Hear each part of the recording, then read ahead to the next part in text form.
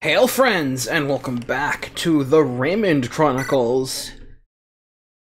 So, as mentioned, I don't have many notes for this one.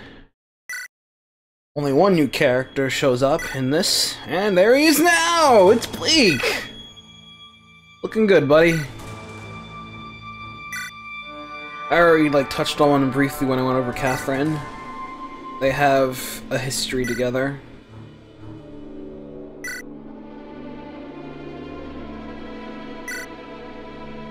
Like a scoundrel. Gotta make him look like a smuggo. Feel pretty good about that. And blah blah blah. That's him. That's him. Absolutely.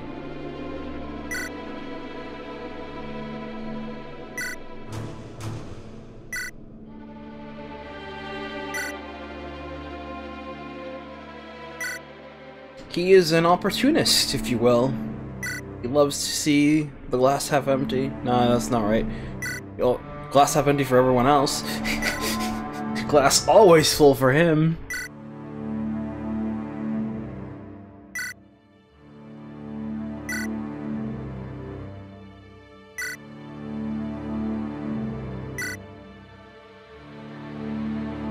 Yep. Gotta have that dollar. Holla holla. Catherine hates it.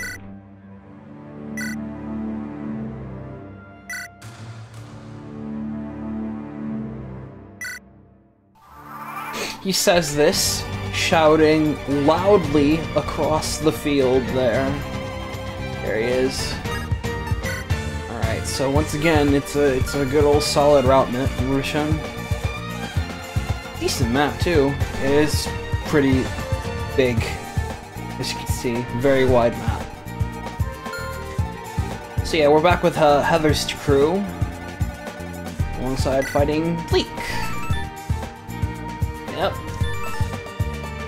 And just like Cliff, he's a merc and has all the merc toys, so he's got the ability to hit strong offense. So Bleak, pretty much most of what I said about him, I already covered with going over Catherine, as mentioned. He was the boss. He was an MK404 as a boss replacing Eubins in Kingsham Spawn. He had a slight reemergence after FE404, or not after F4, like at the end of FE404. He was one of the morphs that Ingram revives in place of Brendan, I think. Like his boss ID was Brendan. The role of Brendan was taken by someone else. So basically, a more handsome version of Kalak, so I guess Linus, but personality-wise, it's basically just Kalak. So like, I want to hit it big. Like, give me that money. He's a deterministic glory hound. Like, yeah.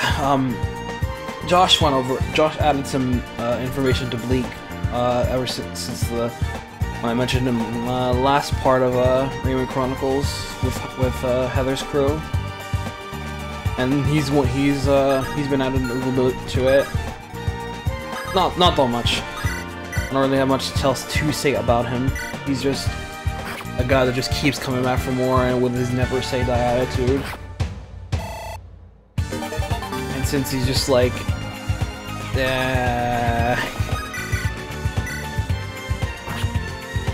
He just never wants to quit until he's finally cornered and put down.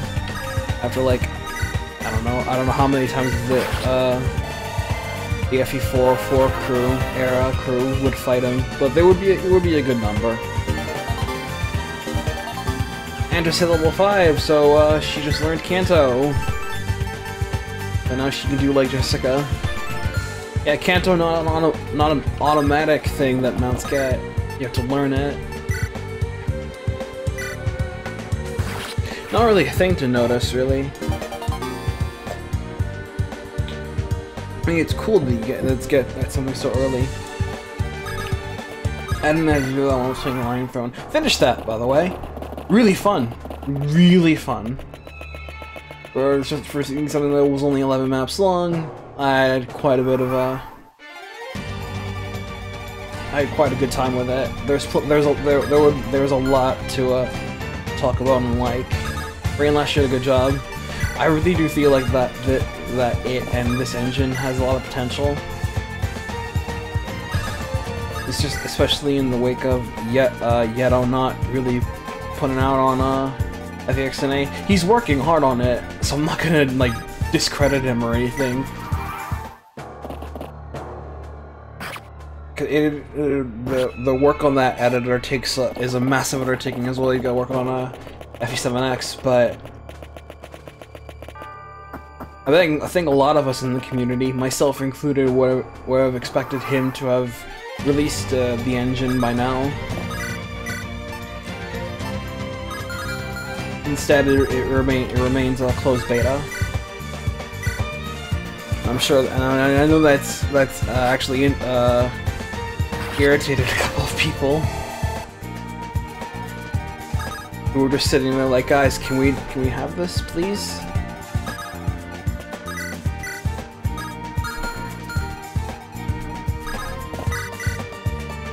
So all I can really say is, it's coming, guys. Just cross your fingers for sooner rather than later. The people doing it on the closed beta are trying their best to spread out the base scope of what FE7X had planned, so they can do other things with it and ensure the engine is as capable as possible. Currently, I believe Zim, there's Zim who made Staff of Ages. Play through them, sure. A game I'm sure many of you in the community are familiar with. I did a playthrough of it not too long ago. He's moving over to the engine over to FEXNA. It's taking a while for him to do that, but since he needs to port everything over. But yeah, there are some things that he's doing in Staff of Ages that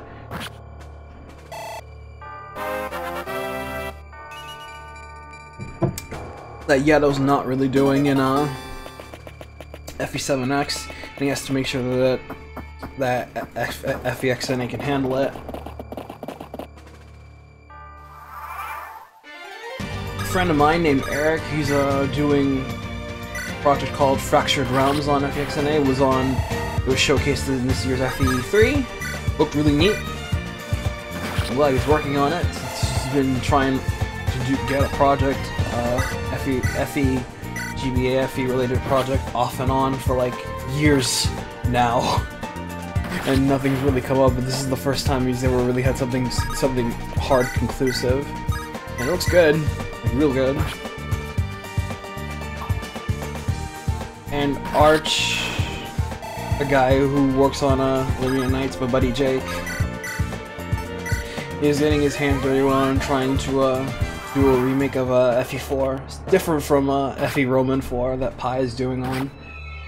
And you know, and as anyone who knows Genealogy of the Holy War, that game is a whole different can of worms when it comes to mechanics. So what good way to test FEXNA's metal than to try to adapt FE4, right?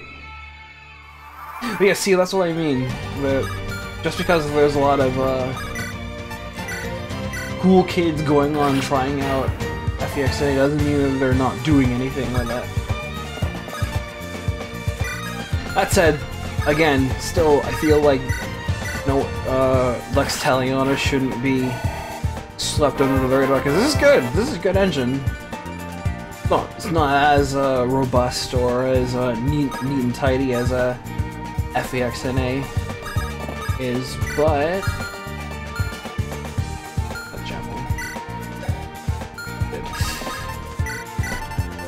I feel like if it has some more attention, I feel like it would do quite nicely. Maybe this playthrough will spark a little bit of interest, as little interest as I can get. I'm not popular, like nowhere near as popular as any other people who do Fire Emblem stuff on YouTube, but if I can get at least one or two people interested in checking out this engine, I feel pretty good. So yeah, this map is big. I played a little bit of this just to see if anyone else would show up, because there were only 5 dudes. I got up to like turn 8 and I was like, I don't think anyone's showing up. This is what we get, and as you can see, yeah, the pressure here is massive. The Pegasus Knights definitely seem to be in their element here, due to the big open pool in the middle. So Heather and Anne can just fly to and fro, either side, helping out whenever possible, just in case they need to.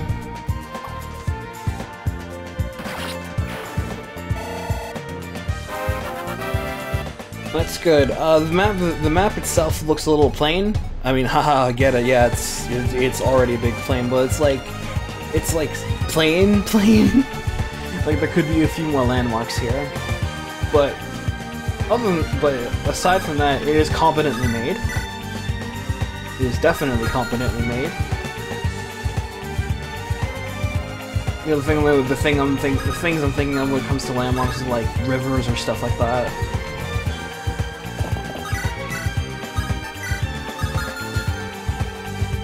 I'm worried about aggro in here because I feel like I'm just gonna aggro so many people onto Jessica, and then I'm gonna have to back off.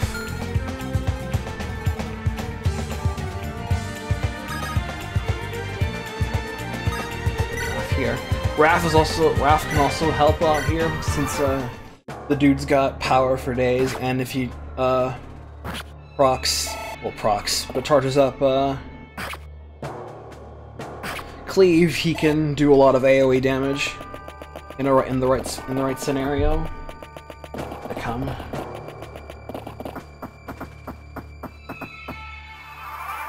So many people. We're gonna make a save here. This one.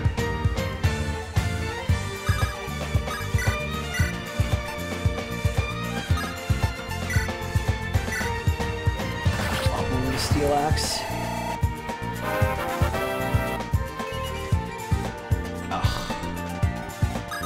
Great one, Raph. Heather's very strong here with the Spirit Sword, thanks to the reroll bonus. Just watch for fighters.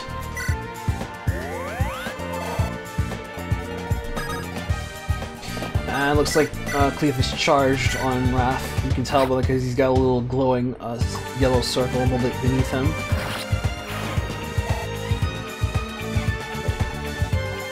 But beneath his HP bar. That's what you tell you can have a charge command active. I love the concept of charge command skills, by the way. Proc skills are proc skills. But I always do feel like they take out a little bit of element of strategy when it comes to having proc skills in favor of skills that, you know, you can just choose to activate, because, you know, proc skills are luck-based. Choosing to when to proc a skill is skill-based.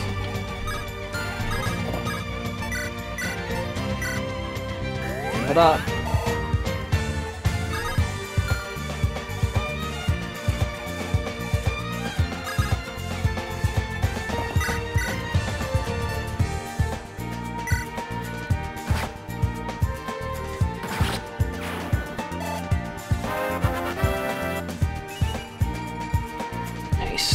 Extra bulk on Jessica. Good stuff.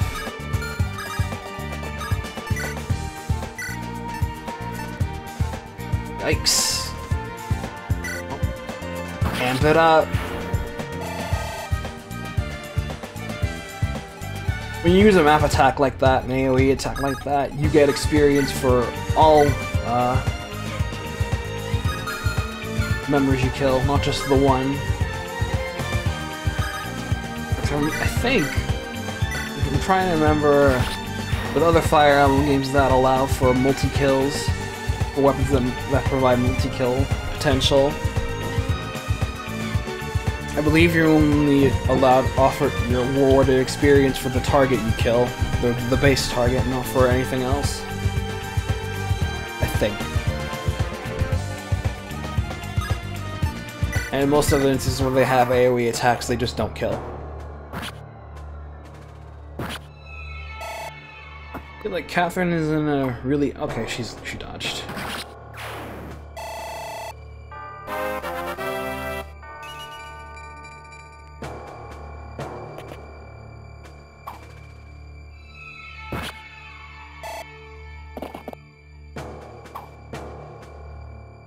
Lucky, lucky.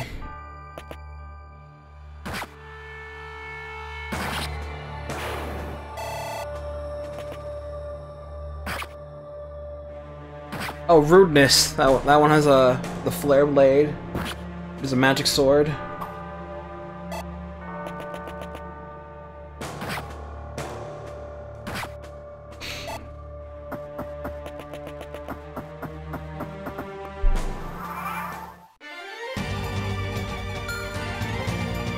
Check it. So he has the flare blade, much like Julie's thunder blade. Uses magic to determine damage and gives res 2 since it's based on the fire spell.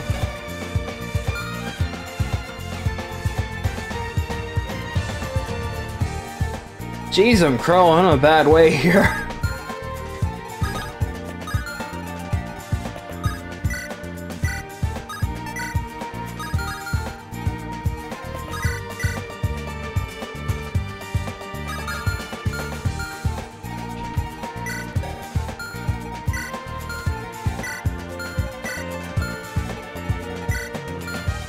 I'm just checking around for healing stuffs. Don't seem to have much, so I'm gonna have to try to heal him with Catherine.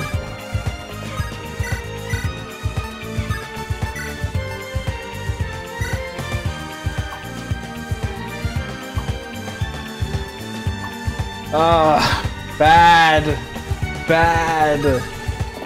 Awful bad. Be gone.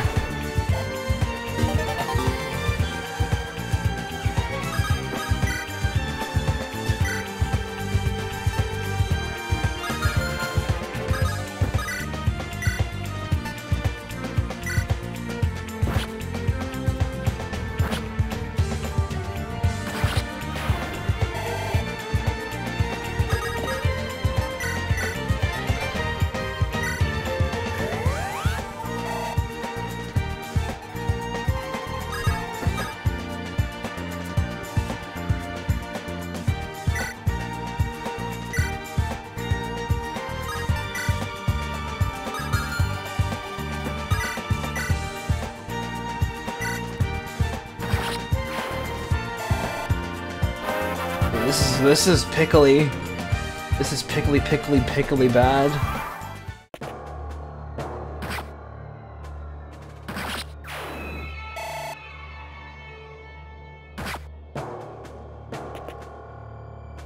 Well, he was nice enough to go after Heather.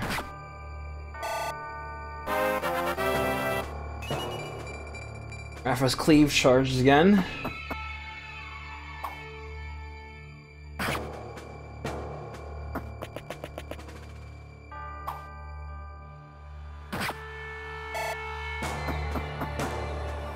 Interesting that the cleave. Cleave is a fighter skill in Lion Throne.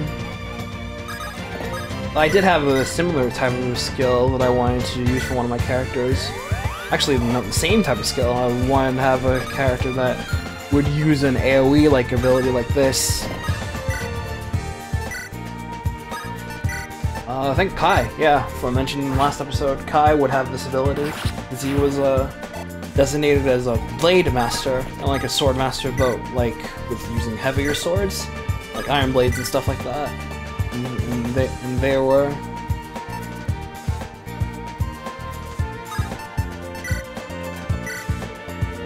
He would be good with that.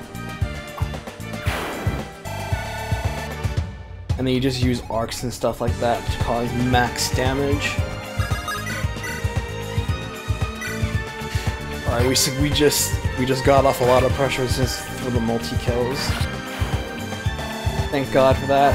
AoE skills in Lion Throne, by the way, are friendly fire, so do not get in the way.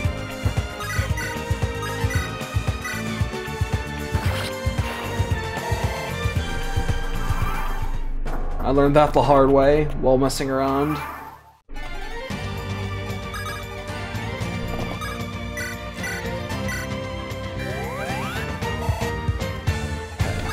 back on his feet.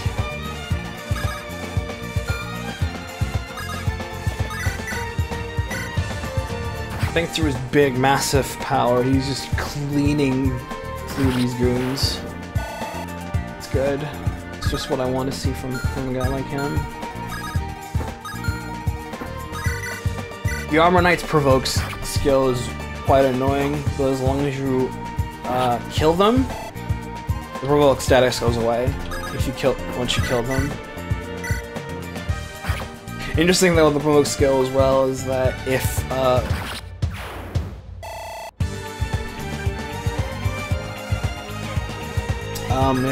someone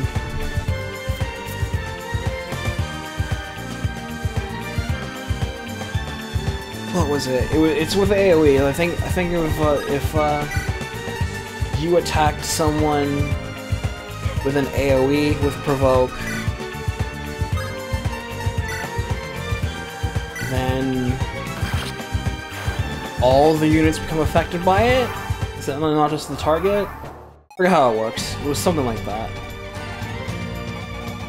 Alright, this is now significantly less of a threatening ordeal. It's good for me. Alright, I'm gonna give that Flare Blade over to Heather. She can make use of having that spicy magic.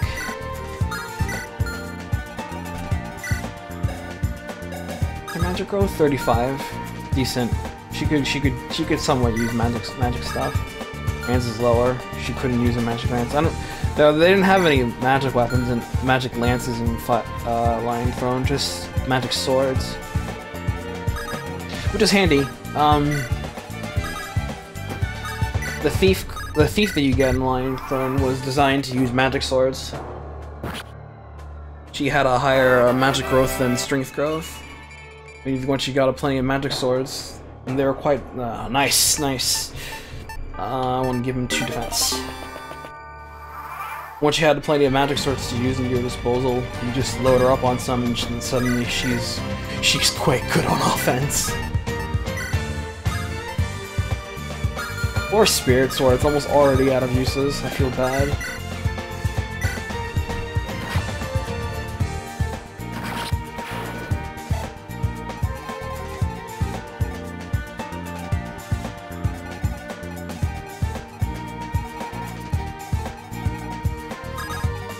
I'll let them come closer before I go on the offense. I think Bleak moves. He should. Yeah, he's got movement stat. Good move.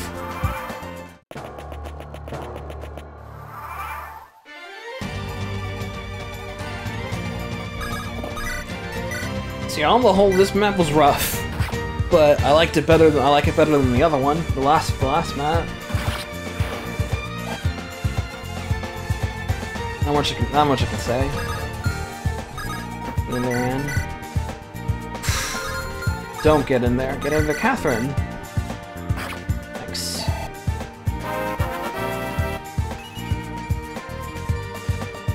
Nice. Your rank light. Thanks to that hit debuff. A steel sword. Cheers. Heather needs a new toy. Well, she needs another new toy. I don't want to keep using the Spirit Sword anymore. See, the passive minus hit debuff that Glimmer has is just on it. Other tiers of light magic don't have this.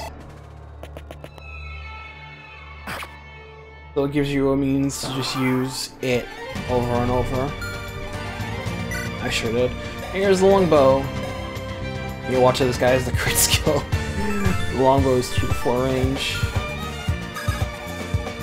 I got a lot of mileage out of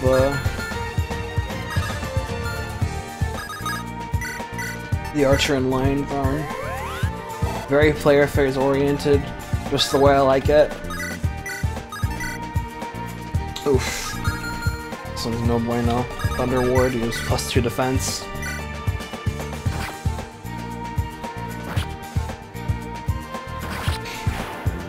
And they all focus, so they get crazy hit and avoid when they're solo.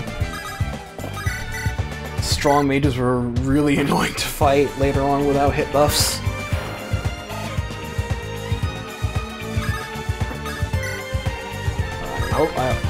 Hopefully I'll just do a nice enough chunk to Bleak, and then we can get a quote with Catherine.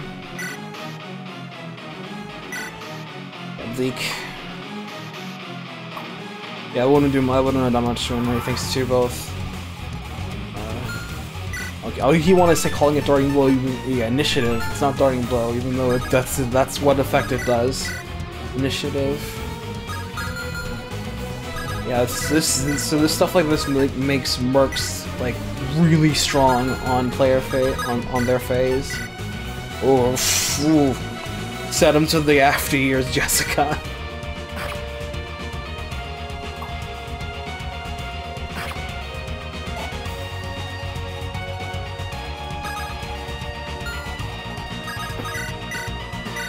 And with some fire. Come on, boss quote. Yeah, there we go.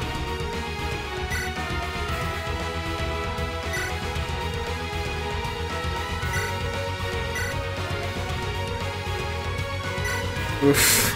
I think I wrote that. Pretty sure I did. F. I like Bleak. It was one of my favorite bosses that I designed for PT4. Even though he never really got much anywhere. Oh, this is good. This is good. Shoot. She'd benefit from a lot of these, but only give them movement +1.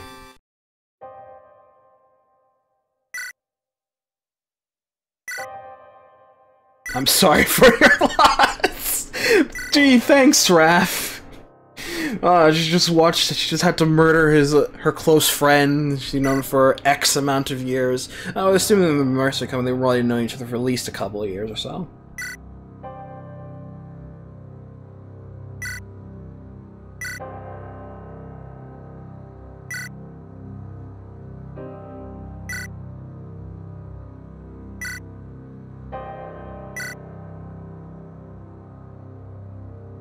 Aw.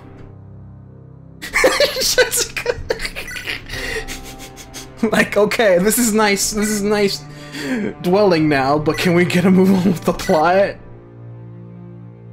Enough sadness, please. I really liked this chapter. Short and sweet. I definitely do feel like this map is a lot better than the last one. Although the enemy presence was a little overwhelming. It was only really bad like the first couple of tries that I did, because I did practice this a little bit to see. Like I mentioned before, I was trying to see if there any more showed up. What I would do is, like, the enemy presence is fine for the most part. Cut back on the reinforce, like one wave, like just one wave, like, or you can just make it so the enemy reinforcements come in like every other turn. Like, you saw there were like 4 waves of enemy reinforcements, one after each turn, and it was just getting a little oof for only 5 characters. But if you cut back on like turn 2, like turn 1, and then turn 2, like some guys, and then turn 4, another one, it's like, that's fine. That would have been fine. The only other complaint I have with this map is that, like, again, it's a little too plain looking. Like, I think like there should be a little more landmarks, but I do like how open it was. It definitely puts the Pegasus Knights in a good element. Heather and Anne, again, are at a good place here, since they can just go to and fro from the northern and southern ends and ignore the big pool in the middle, so they can choose to help out whenever possible or rescue if necessary. That was cool. I dig that. And I also like the ending scene. Seemed really good with the ending scene so far, BB Hood. Kudos, you're doing good. I got a chuckle out of Jessica just going, can we move on now? That was good. So hey, thanks for watching, everybody. If you enjoyed this video, please leave a comment below. If you had any suggestions for BB Hood for the chapter, feel free to speak your opinion. If you have any inquiries about what I would say, also feel free to do so. I'll see you guys next time for chapter 4. Until then, everybody, see ya.